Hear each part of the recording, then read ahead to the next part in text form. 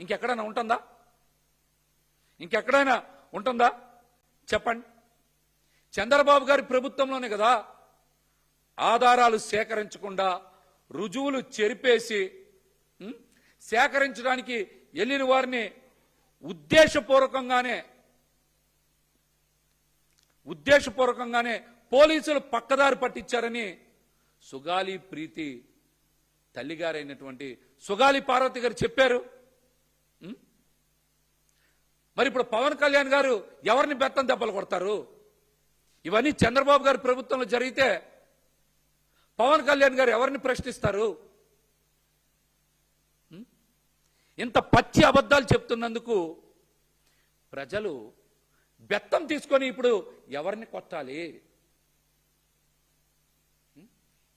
చెప్పండి?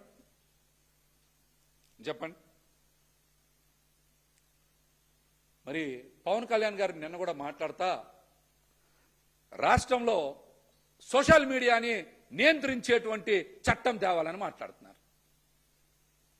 ఆ social media ఉండబట్టే కదా మీరు, ఆ డిజిటల్ మీడియా ఉండబట్టే కదా మీరు విస్తృతంగా ప్రచారం చేసుకున్నారు.